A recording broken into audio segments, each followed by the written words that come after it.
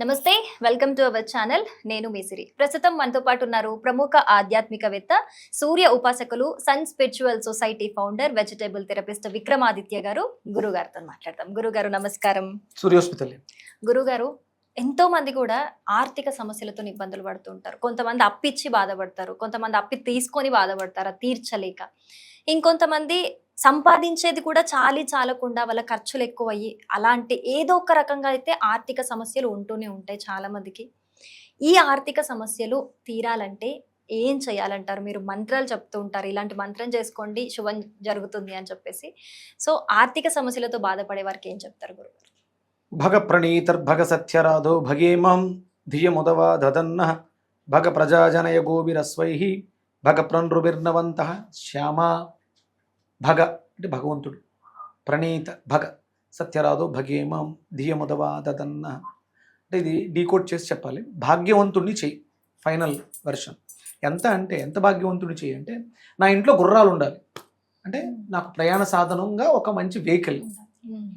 గోభిహి అంటే ఆవులు ఉండాలి, పశు సంపద. ఇవి ఉన్నవాడు సంపదతో ఉంటాడు, ఇవి లేనివాడు సంపద కోసం వెంపర్లాడుతూ ఉంటాడు. భారతదేశానికి స్వతంత్రం రావడానికి పూర్వం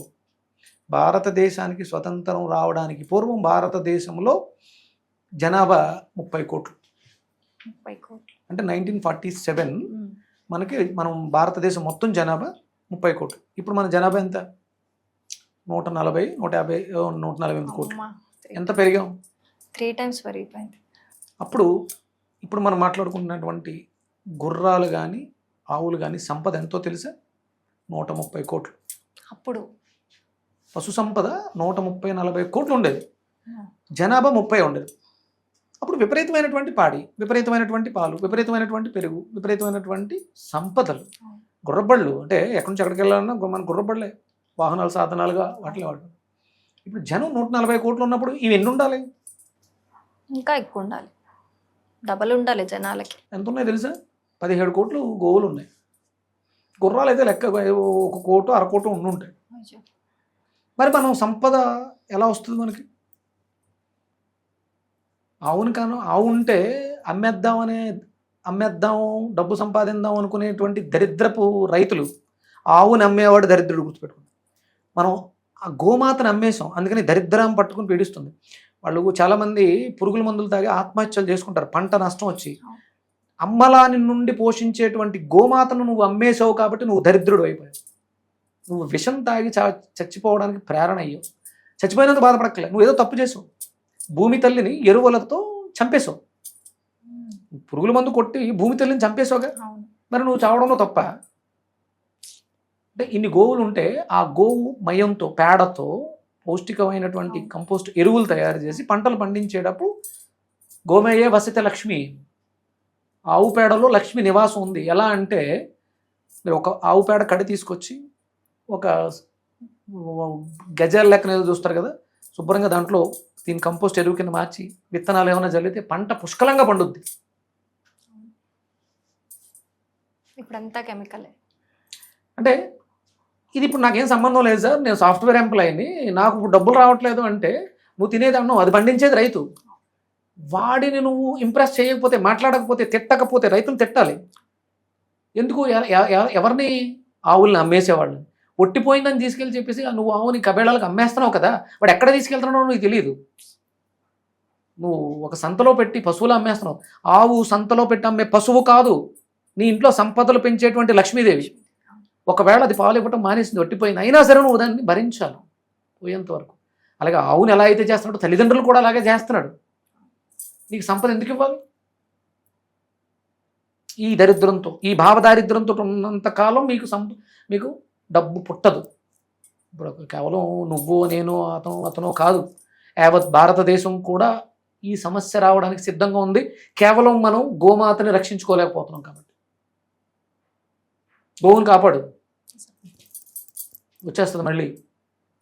కేవలం అంటే ఎక్కడైతే ఆవు నడుస్తుందో, ఎక్కడైతే గుర్రపు టెక్కలు నడుస్తాయో అక్కడక్కడ సస్యశ్యామలత. భారతదేశం రత్నగర్భమ్మ. ఇప్పుడు ఆంధ్రప్రదేశ్లో ఏం బయటపడి? బంగారపు గనులు. అలాంటి రత్నగర్భని కేవలం మన అవసరాల కోసం, చిన్న చిన్న అవసరాల కోసం సంతలో పెట్టి అమ్మేస్తాం ఆ పశువుని, పశువులాగా అమ్మని.